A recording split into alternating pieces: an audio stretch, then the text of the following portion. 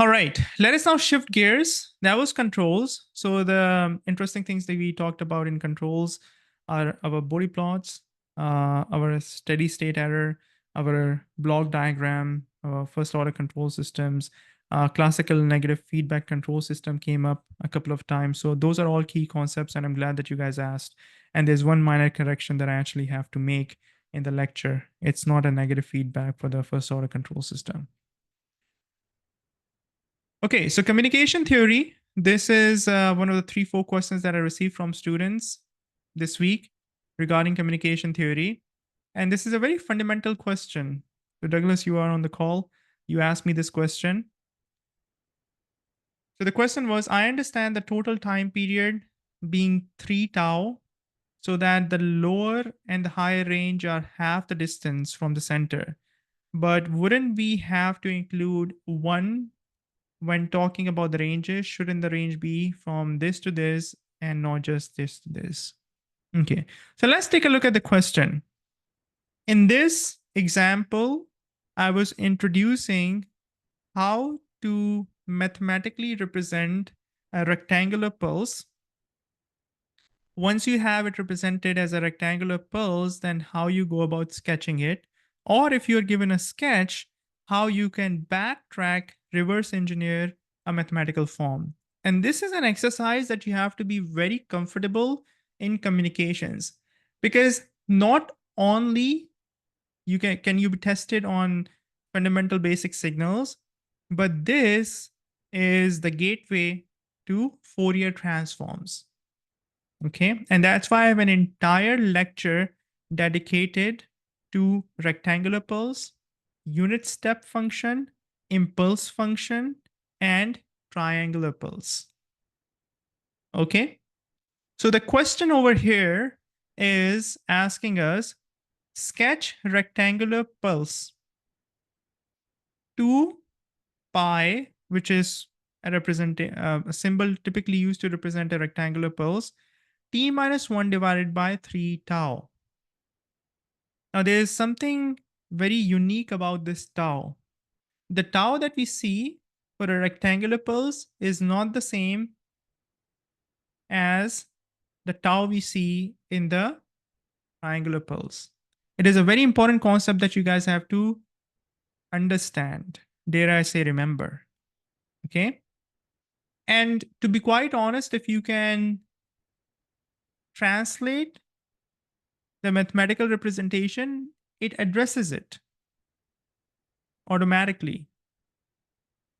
Okay, so if I was to just look at this representation, it is telling me that I have a function, let's just call it a function, that is equal to 1, okay, that is equal to 1 for, if I rearrange this, it becomes t less than tau by 2, and if I rearrange this, it becomes t greater than, because if I bring tau to the right hand side, it will multiply with 1 in the numerator, right? Tau by 2. It's easier to see it that way. Correct, guys? So saying that when t is less than the magnitude of t is less than tau by 2, it is 1. And as soon as the magnitude of t is greater than tau by 2, then it is going to be what? 0. Its magnitude. So it applies on both plus tau by 2, and it also applies at minus tau by 2. Are you guys with me? Because of this magnitude sign, it applies on whether t is minus or positive. The same logic applies. So between this range of tau by 2 and minus tau by 2, this guy is equal to 1. And when the magnitude is greater than this, whether you are to the right hand side of, positive tau by 2 or to the left hand side of negative tau by 2, you will be 0. This is what a rectangular pulse looks like and is mathematically defined as. Okay? Now, when I look at this, sketch the rectangular pulse 2 times your standard rectangular pulse. The magnitude of your standard rectangular pulse according to its definition is equal to 1. So when I'm multiplying it with 2, I'm actually scaling up the magnitude to 2. Can you guys see? Okay. So let me write this here. 2 I t minus 1 divided by 3 tau. So I already took care of this, right? By setting the magnitude to. How should I handle t minus 1? When you see here, this guy is written as t divided by tau, correct? Can I write this as t minus 0 divided by tau? Does it make any difference? No, it doesn't. But it helps me understand something very important. That when I'm representing this as pi t minus 0 divided by tau, it is actually centered at 0. So this t minus whatever the term is, the number is, sorry, that is the center of the pulse. So when I see over here that I have a t minus 1 going on, it means it is centered at 1, not minus 1. This is again a mistake that students make.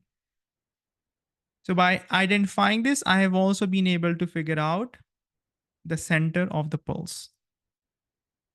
You see how it is developing now? Okay. So I took care of this guy as well. The only missing piece of the puzzle is now 3 tau. Let's compare to our standard form.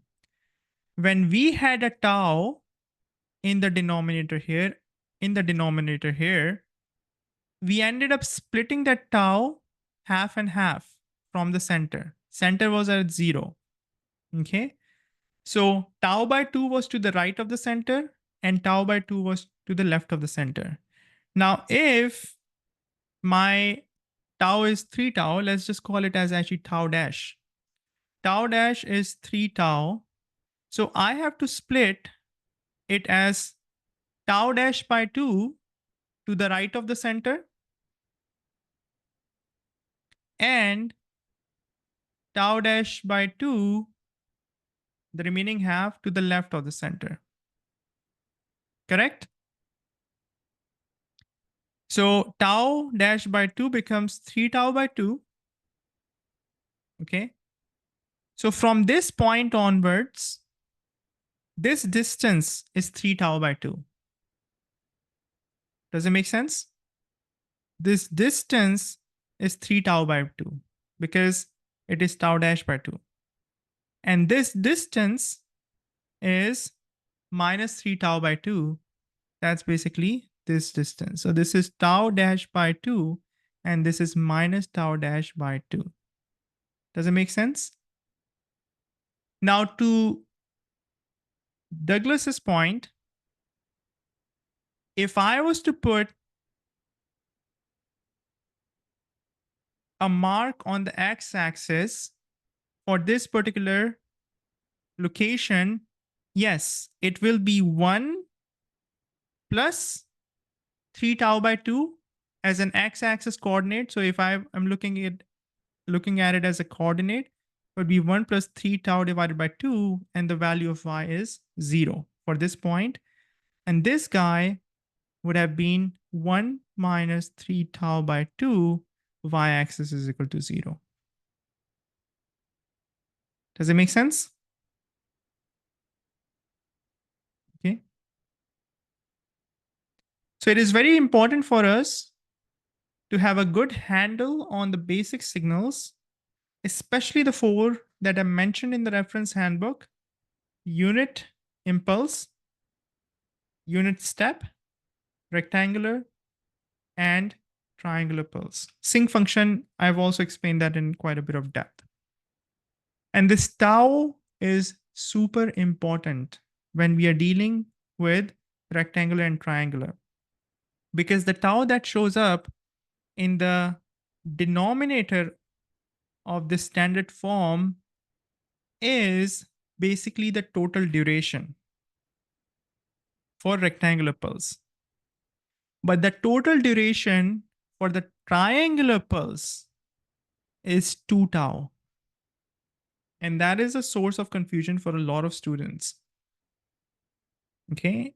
I have several practice problems in the on-demand where I have actually tested you, teased you, probed you on this particular concept. Okay.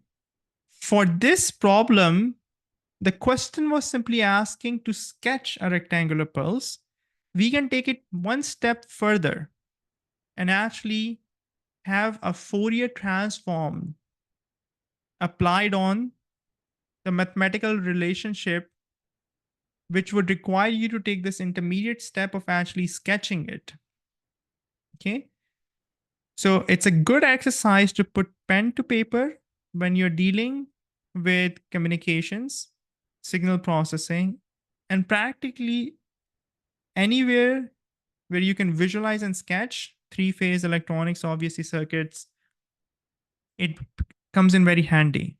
And for additional practice problems on this, please refer to the on-demand, the quizzes, mini exams, homework assignments. Study guide has some interesting problems on this as well. If you're new to this channel, please consider subscribing.